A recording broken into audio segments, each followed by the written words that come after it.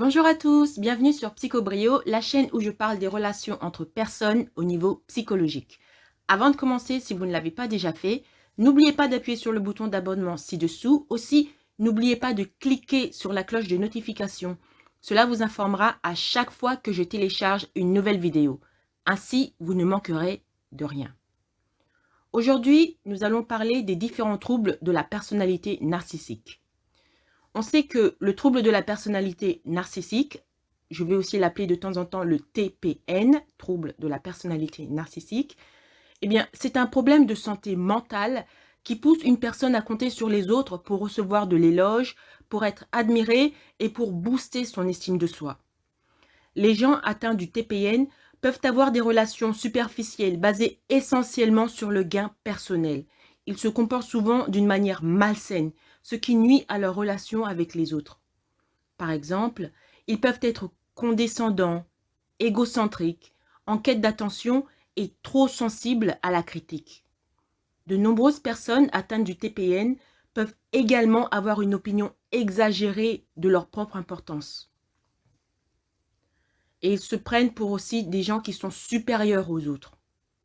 Bien qu'il n'y ait qu'un seul diagnostic officiel pour le TPN, certains chercheurs ont identifié plusieurs types différents de troubles de la personnalité narcissique. Maintenant, voyons un peu plus en détail les traits narcissiques. Le TPN est l'un des 10 troubles de la personnalité du manuel diagnostique et statistique des troubles mentaux, la 5e édition. Un trouble de la personnalité est un état de santé mentale qui amène une personne à penser et à agir de manière à se nuire à elle-même et à ses relations avec les autres. Les troubles de la personnalité entraînent des problèmes en ce qui concerne l'estime de soi, l'identité et les relations avec les autres. Le TPN fait partie des troubles de la personnalité du groupe B. Les troubles de la personnalité du groupe B sont associés à un comportement dramatique, émotionnel, irrationnel et erratique. D'autres exemples de troubles de la personnalité du groupe B comprennent le trouble de la personnalité borderline, le trouble de la personnalité histrionique et le trouble de la personnalité antisociale. Je parlerai plus en détail de tous ces troubles un peu plus tard dans une autre vidéo. Maintenant qu'on a vu quelques caractéristiques du TPN, vous vous demandez peut-être quels sont les différents types de troubles de la personnalité narcissique. Eh bien, le TPN, trouble de la personnalité narcissique, est le seul diagnostic officiel lié au narcissisme dans le manuel diagnostique et statistique des troubles mentaux.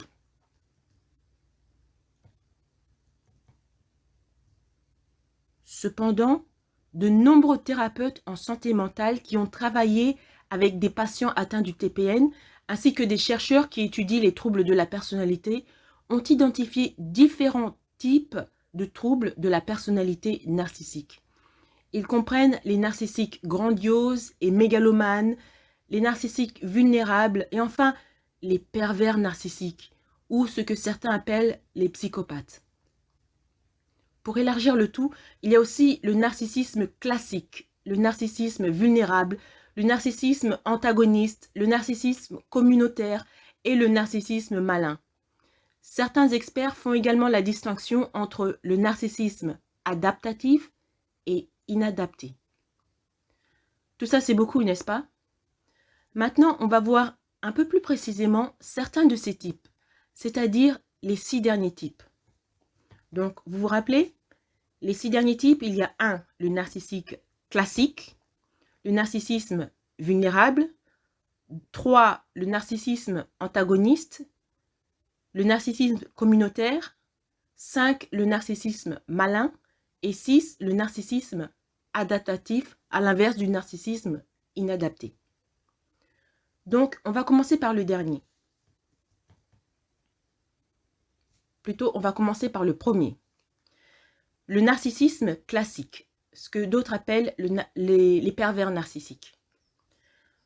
Le narcissisme manifeste classique ou la perversion narcissique est également appelé narcissisme agentique.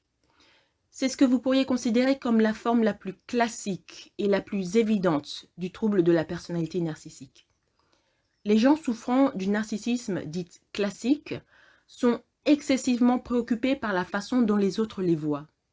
Ils sont souvent trop concentrés sur le statut, la richesse, la flatterie et le pouvoir en raison de leur sentiment de grandiosité. De plus, de nombreux narcissiques classiques sont profondément sensibles à la critique, aussi légère soit-elle. Par exemple, Guillaume est un narc classique. Il se nourrit de l'admiration portée sur lui.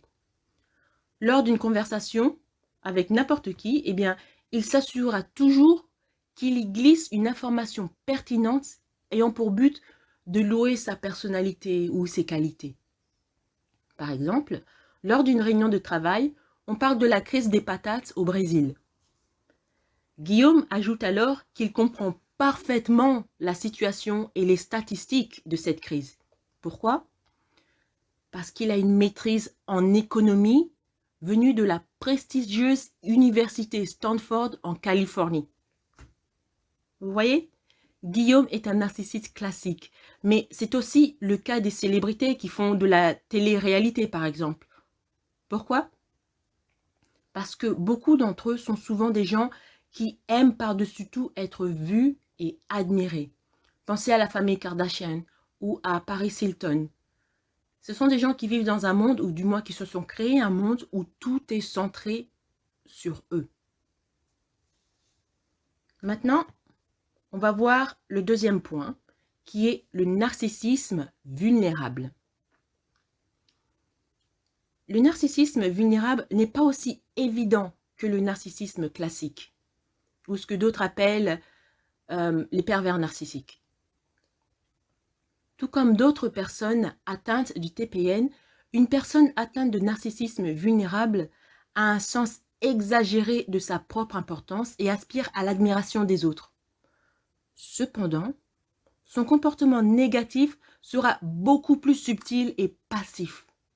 Plutôt que de se vanter de lui-même et d'exiger le respect, il ou elle pourrait s'engager dans le blâme, la honte ou la manipulation émotionnelle pour obtenir ce qu'il ou elle veut, et ainsi se mettre sur un piédestal. Les narcs vulnérables sont des experts en ce qui concerne jouer le rôle de la victime. Par exemple, lorsque Marjorie se plaint du mauvais traitement que sa mère lui inflige, la mère se met à pleurer et à se plaindre. « Pauvre de moi, je suis toute seule pour élever cet enfant ingrate. En plus, je suis pauvre, je souffre, oh, que de malheur, etc., etc., etc. » Mais à aucun moment, la mère reconnaît le mal qu'elle a fait à sa propre fille. Au lieu de cela, elle camouflage sa culpabilité en jouant la victime. Les narcs vulnérables ne sont pas assez humbles pour accepter la responsabilité de leurs actions. Au lieu de cela, ils s'affichent comme étant des éternels souffre-douleurs et des martyrs en série. Maintenant, on va voir le troisième point, le narcissisme antagoniste.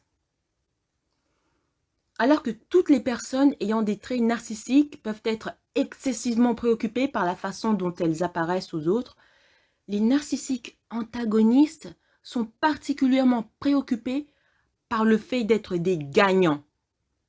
Le narcissisme antagoniste est caractérisé par un sentiment de compétitivité et d'arrogance. Un narcissiste antagoniste pourrait essayer d'exploiter les autres pour aller de l'avant. Il n'aura aucun scrupule à rabaisser les autres ou à déclencher des disputes dans le but de prendre le dessous ou de paraître dominant. Pensez au film, par exemple, pensez au film Le Titanic avec Leonardo DiCaprio. Dans ce film, vous avez le personnage joué par l'acteur Billy Zane. C'est le fiancé de Kate Winslet, le méchant fiancé. Étudiez son comportement. Si vous avez encore l'occasion de voir le film, étudiez le comportement du fiancé. C'est un narcissiste antagoniste. tout ce qu'il veut, c'est gagner, c'est être au-dessus de tout le monde.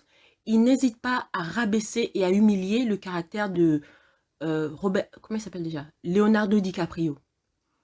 Jusqu'à la fin, tout ce qui compte pour lui, c'est être au top. Et il va utiliser tout le monde pour ça. Il va même à un certain moment utiliser la petite fille orpheline qui pleure dans un coin. Et vous voyez bien qu'il se fiche pas mal de la gamine. Je crois qu'à un moment, quand ils sont dans la barque de sauvetage, eh bien, il laisse la gamine à quelqu'un d'autre, que la petite fille soit prise en charge par quelqu'un d'autre, parce que ça ne l'intéresse pas. Tout ce qu'il veut, c'est survivre, gagner, et ça, peu importe les personnes à qui il blesse. Ça, c'est un narcissiste antagoniste. Maintenant, on va voir le point numéro 4. Le narcissisme communautaire. Les personnes atteintes du narcissisme communautaire aiment être perçues comme étant empathiques, attentionnées et désintéressées. De plus, ce sont des gens qui affichent souvent une indignation morale. Au début, un narcissiste communautaire ne semble pas du tout être motivé par l'ego. Il ou elle pourrait facilement se faire passer pour un altruiste ou même un martyr. Mais ses motivations internes sont de gagner des éloges et de l'admiration, pas d'aider les autres. À cette fin, les narcs communautaires jouent souvent le rôle de la mère Teresa locale, en se plaçant souvent à l'avant-garde de causes sociales. Par exemple, avant d'aller à l'université, Amandine a pris une année sabbatique où elle a travaillé comme volontaire pour une charité qui s'occupait des orphelins au Cambodge. Tout ça c'est bien, n'est-ce pas? Mais qu'est-ce qui fait d'elle une narcissiste communautaire? Eh bien, Amandine postait régulièrement des photos sur Facebook où elle aidait les pauvres enfants qui souffraient. Elle semblait très altruiste et attentionnée. Il en est donc résulté que les réactions sur le réseau social ont été très positives. Elle était continuellement louée pour sa gentillesse et son courage. Mais est-ce réellement ce qui s'est passé? Non. En réalité, elle ne passait que 5 minutes tous les matins à prendre des photos où elle faisait semblant d'aider les enfants, et le reste de la journée, elle le passait à se dorer à la plage. Les narcissistes communautaires font semblant d'aider les autres. Ils font semblant d'aider ceux qui sont plus démunis qu'eux. Mais ce qu'ils recherchent vraiment, c'est d'être admirés. Au fond, assister les infortunés, c'est le dernier de leurs soucis. Maintenant, on va voir le 5e point. Le narcissisme malin. Le narcissisme malin est souvent considéré comme la forme la plus grave ou potentiellement abusif du TPN. Les gens atteints de narcissisme malin ont la même auto-absorption égocentrique et le même sentiment de supériorité que les autres narcissiques. Ils ont également des traits associés aux troubles de la personnalité antisociale, tels que l'agressivité, la paranoïa et un manque d'empathie. Ils pourraient même avoir des tendances sadiques. On voit ça souvent chez les tyrans. Pensez à Adolf Hitler, Joseph Staline, etc., etc. Ce genre de personnes sont des narcissistes malins. Par exemple, pensez au caractère qui est joué par... j'ai oublié le nom de l'acteur. Il joue le personnage de Hannibal Lecter. Vous savez, Hannibal, la personne qui mange les autres. C'est un cannibale. Si vous avez vu le film, étudiez l'aspect psychologique de Hannibal Lecter. Vous verrez que c'est un narcissiste malin. Il n'a aucune compassion pour les autres, donc il manque d'empathie, il est agressif et il prend plaisir à faire du mal aux autres. Ça, c'est les traits caractéristiques d'un narcissique malin. Maintenant, on va voir le 6e point, c'est-à-dire narcissisme adaptatif à l'inverse du narcissisme inadapté. Il est important de reconnaître que toutes les personnes atteintes du TPN n'auront pas l'air ou n'agiront pas, ou ne se comporteront pas de la même manière. Par exemple, une personne atteinte du TPN peut être un surdoué, très bien habillé et charmant, qui cultive une certaine image pour impressionner les autres. Pensez à Moriarty dans les histoires de Sherlock Holmes. Moriarty est un surdoué. C'est un pseudo-aristocrate et il s'habille toujours très bien. Une autre personne atteinte de ce genre de narcissisme pourrait être une personne sous-performante qui est maladroit et apparaît timide.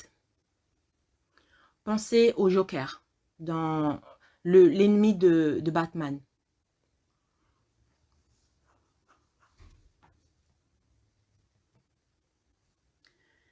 Être arrogant, ambitieux ou avoir l'air timide, ce sont des traits qui peuvent aider quelqu'un à réussir dans certains domaines de la vie, tels que la carrière, les études ou les finances, ou même manipuler les autres.